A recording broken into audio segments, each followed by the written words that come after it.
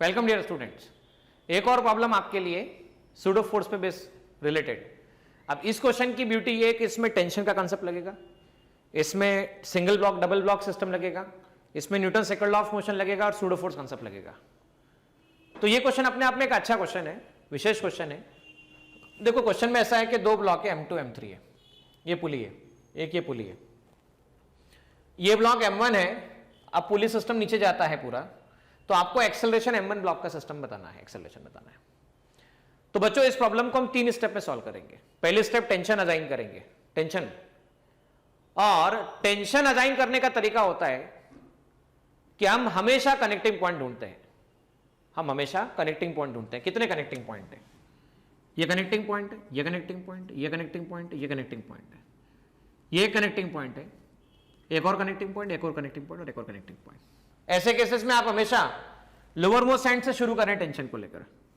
Tension की direction connecting point से हमेशा अवे होती है। तो देखिए कनेक्टिंग पॉइंट से अवे, कनेक्टिंग पॉइंट से अवे, कनेक्टिंग पॉइंट से अवे, कनेक्टिंग पॉइंट से अवे, कनेक्टिंग पॉइंट से अवे।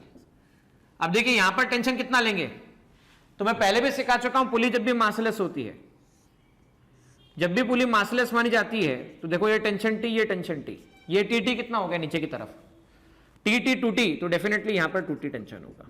मासलेस पुली के केस में पुली के दोनों तरफ जो टेंशन होता है उसका जस्ट अपोजिट डायरेक्शन में टेंशन सेम होता है, T plus T two T, ये टू टी, यहां से यहां तक टू टी, यहां से यहां तक टू टी और यहां से यहां तक कनेक्टिंग पॉइंट टू टी। इस थ्रेड से इस थ्रेड तक टेंशन सेम, इस थ्रेड से इस थ्रेड तक टेंशन सेम आपके पास में टू टी। अब मुझे अगर M1 ब्लॉक का एक्सेलरेशन निकालना है तो मैं क्या करूंगा? अगर M1 ब्लॉक का एक्सेलरेशन निकालना है तो देखो तरीका क्या रहेगा। फ्री बॉडी डायग्राम बना लेते हैं M1 का। By free body diagram of M1 तो हम ये कह सकते हैं M1 ये रहा ब्लॉक, ये रहा 2T आपके पास में, तो हम ये कह देंगे M1G downward, M1G downward, normal आपके पास में अपवर्ड। मैं इसका एक्सेलरेशन मान लेता हूं, let this is acceleration A nought मैंने एक्सेलरेशन माना। अब बताइए net force equal to mass into acceleration. इधर चलाने वाला फोर्स 2 है, इधर की तरफ ऑपोजिट फोर्स कोई नहीं है, तो मैं लिखूंगा 2T equal to mass M1 into acceleration A naught. तो A नॉट निकालना है तो सीधी बात है मुझे 2T अपॉन M1 चाहिए, मतलब मुझे कुल मिला के टेंशन चाहिए, टी चाहिए, टी की मेरी रिक्वायरमेंट है। बच्चों इस प्रॉब्लम को मैं आपको बताना चाहूंगा, अगर आपके पास में दो ब्लॉक हो, समझिएगा ध्यान से, दो ब्लॉक हो आपके पास में और पुली पे सस्पेंडेड हो, ये M1 ये M2 ब्लॉक हो, तो मैं इस क्वेश्चन का सॉल्यूशन आपको वीडियो में बता चुका हूं और वीडियो का नाम है block pulley and incline plane. Block pulley and incline plane, उसमें मैंने बताया था कि इस थ्रेड में टेंशन जो भी होता है उस टेंशन का डायरेक्ट फॉर्मूला फिलहाल आपको याद होना चाहिए। वो टेंशन का फॉर्मूला होता है twice M1 M2 upon M1 plus M2 multiply by G होता है। क्या होता है? G होता है। जब ये सस्पेंडेड होता है तब, जब ये सस्पेंडेड होता है तब, अगर ये सस्पेंडेड है तब उस केस की बात ये अवेलेबल है, twice M1 M2 upon M1 plus M2 multiply by G। पर अगर ये किसी, देखिए ये सस्पेंडेड रिजिड सपोर्ट से है, लेकिन यहां पर ये मूविंग थ्रेड से सस्पेंडेड है, मतलब अगर 1 सेंटीमीटर ये थ्रेड चलता है, ये वाला ब्लॉक, तो डेफिनेटली पुली भी 1 सेंटीमीटर चलेगी, पुली भी 1 सेंटीमीटर चलेगी।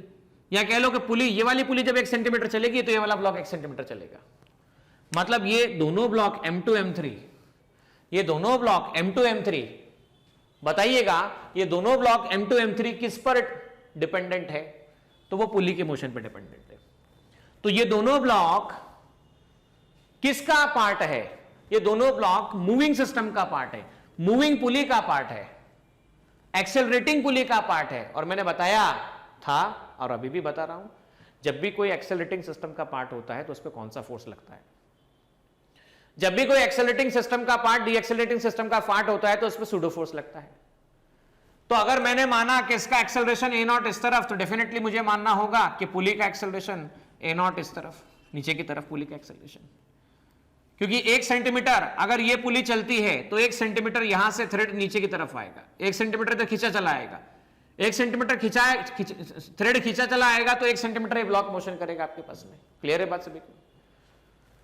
तो हम ये कह सकते हैं a naught equal to 2t by m1, है ना। अब ए नॉट इसका एक्सेलरेशन है और m2 m3 जैसे कि अगर मैं इसे m2 कह देता, मैं इसे m3 कह देता, तो यहां m2, यहां m3, यहां m2, यहां m3 आता था।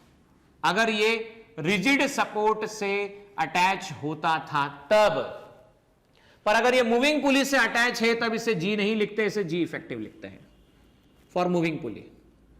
मूविंग पुली जब होगा, जब भी मूविंग पुली होगा तो ध्यान रखना इससे क्या लिखेंगे आप, जी इफेक्टिव लिखेंगे। इसकी वैल्यू कैसे लेके आएंगे, क्योंकि ये वाला टर्म क्या है, ये वाला टर्म तो मास कंट्रीब्यूट कर रहा है, मास कंट्रीब्यूट कर रहा है, और ये है जी इफेक्टिव, तो कितना जी इफेक्टिव। अच्छा मुझे बताइए, एक्सेलरेशन ड्यू टू ग्रेविटी लगता है downward, acceleration due to gravity कहां लगता है, डाउनवर्ड लगता है, बराबर है। पुली का एक्सेलरेशन कहां है, डाउनवर्ड, पुली का एक्सेलरेशन कहां पर है, डाउनवर्ड, ए नॉट डाउनवर्ड है। तो retardation, pseudo force always act in the direction of retardation, pseudo acceleration act in the direction of retardation. तो अगर acceleration due to gravity downward, acceleration a naught downward, तो retardation upward. तो g effective की value आप क्या लिख पाएंगे, जी effective लिख पाएंगे आप g minus a naught, g minus a naught. तो टेंशन की वैल्यू आप क्या लिख पाएंगे, आप लिख पाएंगे twice m2 m3 upon m2 plus m3। G effective मतलब g minus a naught, g minus a naught, ये हम टेंशन की वैल्यू लिख पाएंगे।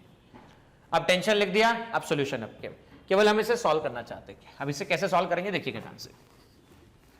यहां पर यह बताया गया है a naught equal to 2t upon m1, a naught 2 by m1, t कितना होगा चेक करो, 2m2 m3, m2 plus m3, g minus a naught. मुझे निकालना है ए नॉट का वैल्यू।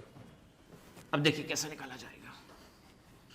ए नॉट का वैल्यू निकालने के लिए हम ऐसा करते हैं, हम इसे लिख देते हैं m1 upon 2 equal to twice m2 m3, m2 plus m3, इस a को नीचे पहुंचा देते हैं, इस m1 इधर a2 इधर, ये क्रॉस मल्टीप्लीकेशन ऐसा कर देते हैं, तो g minus a naught upon आपके पास में ए नॉट आ जाता है। सो आप इसे लिख पाएंगे नेक्स्ट स्टेप में m1 m2 प्लस m3, नीचे इसको भेज देंगे 4 times m2 m3 equal to, ये इधर भेज चुके हैं आप, ठीक है ना। तो g minus a naught upon a naught, इसे ऐसा लिखा जा सकता है g minus a naught upon a naught. तो मैं नेक्स्ट स्टेप में लिख देता हूं g minus a naught, g by a naught by a naught equal to कितना आ गया, ये आ गया m1 m2 m1 m3, m1 m2 plus m1 m3 divide bye कितना आ गया 4 टाइम्स m2 m3। तो g बाय ए नॉट की value -1 equal to m1 m2 plus m1 m3 divide by 4 times m2 m3, इसे ऐसा लिखा जा सकता है। तो मैं लिख देता हूं g by a naught m1 m2 plus m1 m3 4 m2 m3 plus 1, g by a naught ये आ जाता है m1 m2 plus m1 m3। अब यहाँ पर +1 आपको दे रखा है ना, तो इसको हम सेपरेट कर लेते हैं, चलो सेपरेट कर लेते हैं। m1 m2 4 m2 m3 m1 m3 4 m2 m3 plus 1 g by a naught, ये m2 से m2 कैंसिल, तो m1 by 4 m3 plus m3 से m3 cancel, m1 by 4 m2 plus 1, इसे ऐसा लिखा जा सकता है। मुझे चाहिए ए नॉट की वैल्यू। ए नॉट की वैल्यू के लिए चेक कीजिएगा क्या करेंगे। ए नॉट की वैल्यू के लिए ए नॉट ऊपर चला जाएगा और ये पूरा का पूरा नीचे आ जाएगा, ये वाला term g by m1 upon 4 m3 plus m1 upon 4 m2 plus 1। A naught कितना आ गया g divide by m1 by 4 1 upon m3 plus 1 upon m2 plus 1, ये आपके पास ए नॉट की वैल्यू निकल कर आ सकती है। So we can write down this is the acceleration of the system. तो इस क्वेश्चन में बहुत सारी बातें सीखने को मिली आपको, और अगर क्वेश्चन में टेंशन की वैल्यू कैसे निकालना है अगर ये सीखना है तो ब्लॉक, पुली, इंक्लाइन प्लेन वाला video Newton laws of motion में जरूर देखें। पुली प्रॉब्लम से रिलेटेड वाला video, block pulley incline plane नहीं, पुली प्रॉब्लम वाला वीडियो।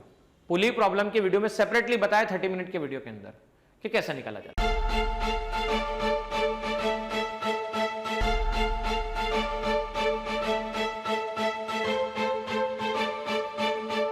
पुरोहित अकॅडमी, मेन ब्रांच प्रभात चौक, MJ कॉलेज रोड, लोकमान्य हॉस्पिटलच्या बाजूला, जळगाव आणि पांडे क्लासेस जवळ, बंधन बँके शेजारी, ट्रॅफिक गार्डनच्या समोर, जळगाव।